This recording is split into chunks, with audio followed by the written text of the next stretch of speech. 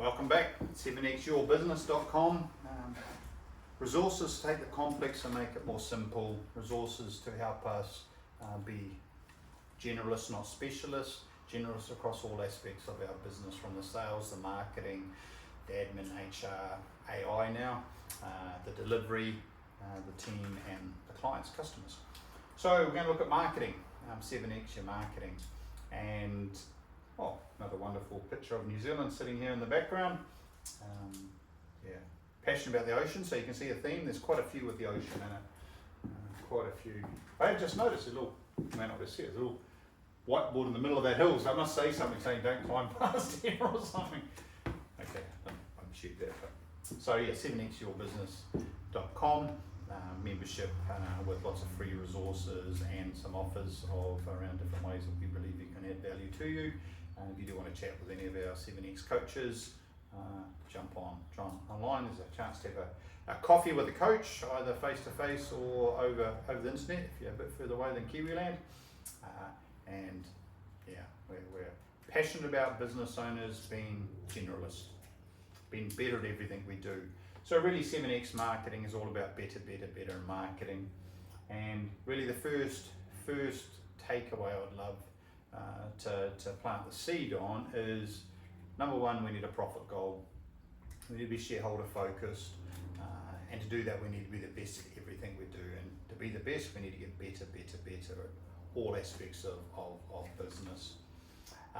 Secondly is, once we have that profit goal, that we use some of the tools to reverse engineer to build our budget, flip our P&L, make sure our chart of accounts is allocated to the right places to give us some meaningful data to be able to look at where the opportunities are to scale and where those opportunities to duplicate.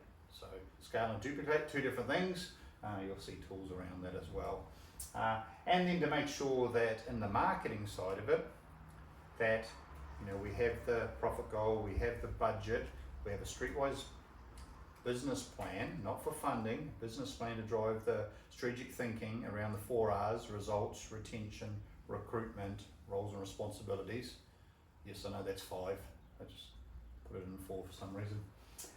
So that we can make sure that our marketing can support the business plan, that supports the budget, which supports our profit goal. And please have a written marketing plan. Now that written marketing plan can be as simple as, and we've got some templates that you can borrow, it can be simple as going, okay, we market 4 ways: the one-to-one warm, the one-to-many warm, the one-to-one bold. Instead of saying cold, bold, one-to-one bold, and one-to-many bold. It's the 4 ways we market. And if we have 7 tactics in each of those, and we prioritize the warm ones, most businesses already have enough in their databases to achieve the results they want to do. Certainly by identifying who their ideal client is, then we can market to those people so we can achieve those outcomes. And I do believe that we're moving very quickly with the day of AI coming along, arrived and growing. It's more about, our brand is our personality. So everybody can have the bells and whistles around things like their website and things, but actually our personality is going to be very important, how that's represented in our marketing. How's our EQ, understanding ourselves, understanding others, recruiting the right team members so they also replicate the personality, the behavior, the rituals of your company, so that marketing is a reflection of that as well. And the rules, still the same rules: every dollar I spend, I want to get at least $1 back. And understanding lifetime value and understanding acquisition cost, those things are really important. And there's some things that I think fit even higher above that. And then we do need a test and measure. Test and measure is huge for marketing, to understand one, how much we're spending in our marketing budget to our warm leads, and then how much we're spending to acquire new leads or new customers or clients ultimately. So a big part of, for me, marketing is all around understanding the target market. So who's your target market? Where are they? What do they want? Why do they want it? The why is more important than what. Why do they want it? What is the problem we're solving? What's their challenge? What's their problem? How are we helping them to survive? How are we helping them to thrive? And we need to be very good at identifying those those problems, those challenges, and then that assists our sales to be able to convert those leads that marketing generates. And of course, those things segue very tightly together, sales and marketing. Marketing is successful by generating enough repeat business with an average dollar sale and new business with an average dollar sale to enable us to achieve our revenue target. So the math is relatively simple behind it. And the first question, are we achieving budget, yes or no? If the answer is no, then we look and go, okay, well, is it a marketing? Is it a sales? Is it delivery? What is it that we need to look at? So understanding our target market's really important. So understanding the different, how we break it down. And we like to break the target market down in your business into at least 7 different categories, and then understand what's their GP by product, by service. Break it down and look at who our target market is. Why is it certain markets we do much better in and other ones we don't?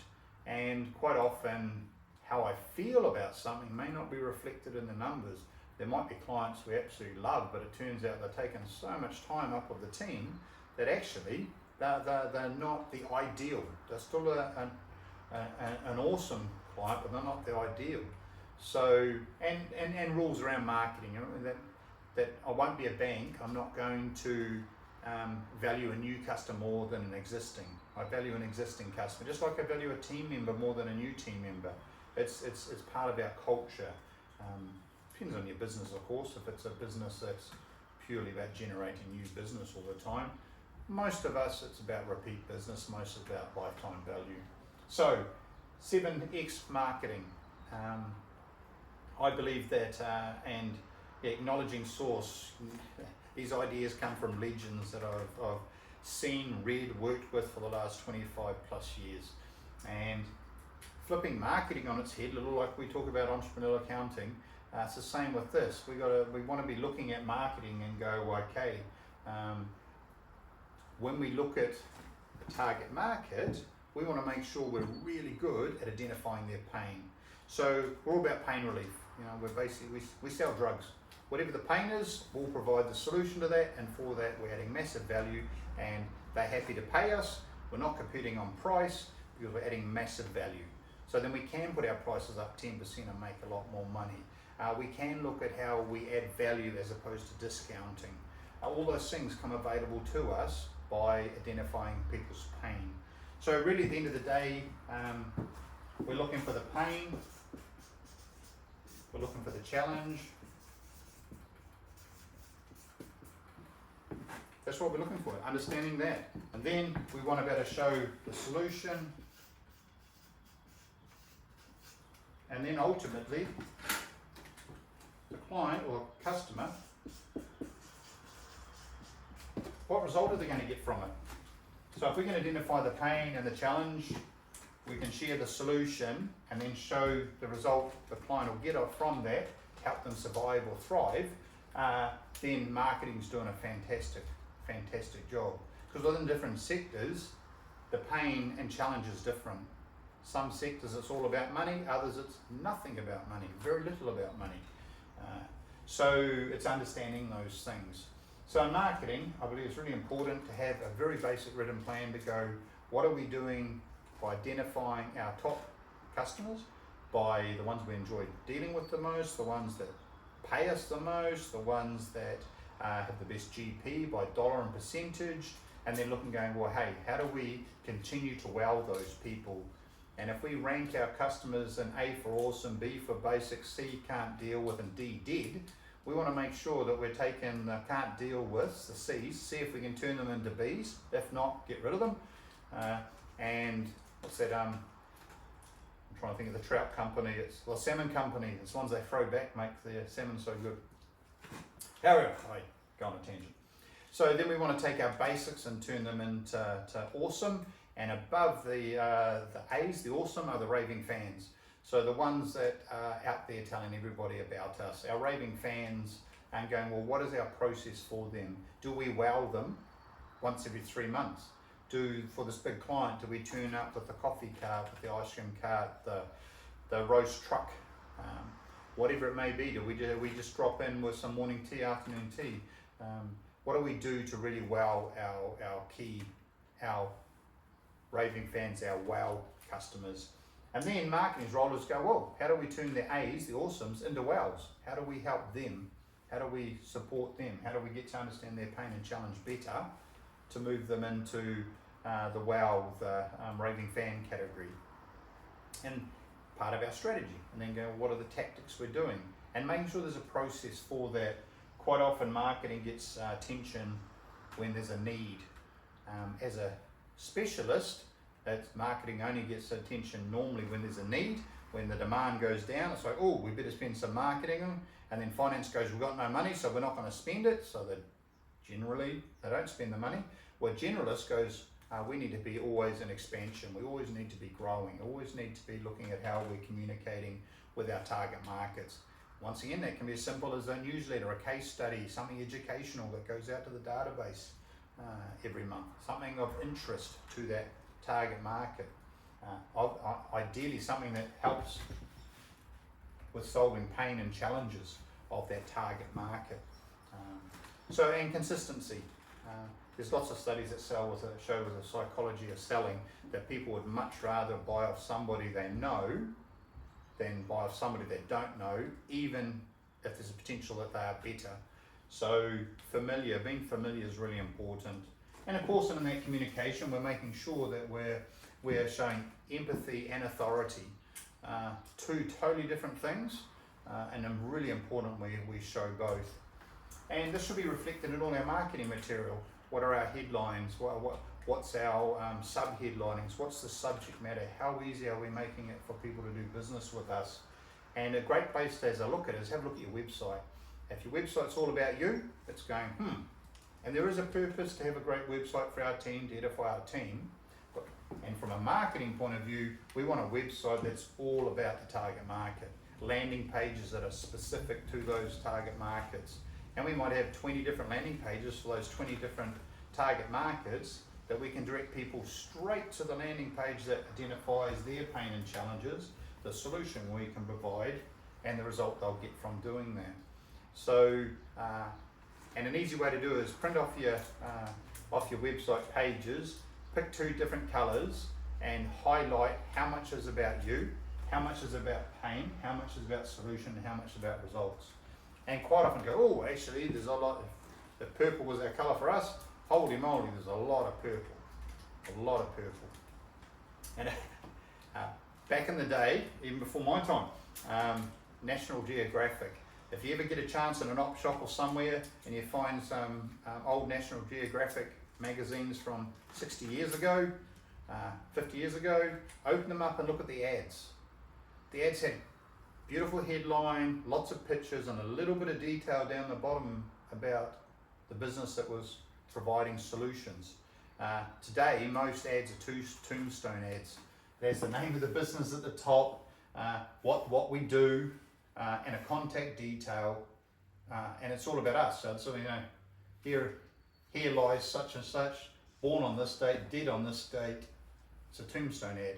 We want to think differently. Once again, 180 thinking to go, actually, it's all about, the headline has to be about identifying pain and challenges. We can show that we've got a solution and there's a result from that, and a call to action to get people to actually, go to that landing page for that particular target market. So there's lots of aspects to marketing. Now, the key things I'd love you to take away from today is have a written marketing plan that's streetwise. Look at your target markets. Who are your 7 target markets? Who are your 7 biggest clients? It's the old 80-20 rule. Actually, I love the 64-4 rule as well. So 80-20 rule states that 20% of my effort will get 80% of the result. You can apply the 80-20 rule to the 80-20 rule. It's getting complicated. Which turns out to be the 64-4 rule, which states 4% of your effort will get 64% of the result. Quite often 4% of your clients will be giving you 64% of your result. So 20% of your clients will be giving 80%. Understanding that leverage, the importance of that. So you can identify in your week the 4 hours that give you the majority of your results, making sure they're prioritised, they're in your ideal diaries. And quite often that's about marketing activity, having a habit of ringing one person a day from your network, just to say hello. and you say, hey, can we help you? It's about creating those habits. It's about those habits so that we can move the fulcrum away from us with systems, with process, with marketing, money and people, so that marketing can deliver a consistent, bringing customers back, consistently wowing our great customers, consistently looking to move people up the ladder of loyalty, which is explained in another video, also marketing. And like an onion, all these things have more and more layers, and we do that in a way that's not complicated. The ladder of loyalty is one of those tools that helps take something very complicated and make it much more simple to go, that makes sense. That is why we're committing budget to our warm leads. That's why we're prioritizing. That's why we're investing in some sort of software, HubSpot or something like that, Salesforce, whatever those tools are, to enable to systemize those things. We seem to be in business where we're quite strong at putting in email systems, IT systems maybe, at various degrees of success, and software for doing our accounting. It's also very important we look at what's our software, what's our process, to make sure consistently we do the things in marketing that are important. And the same with sales, so that marketing can be supported and vice versa with one another, knowing that the message marketing is sending out is the same message that sales is talking about. It's the same message that the website or the landing pages are talking about. The same message that our marketing pieces are talking about. So yeah, 7X Marketing, all about helping the business achieve budget and being shareholder focused. So yeah, be the generalist and learn some tools around marketing.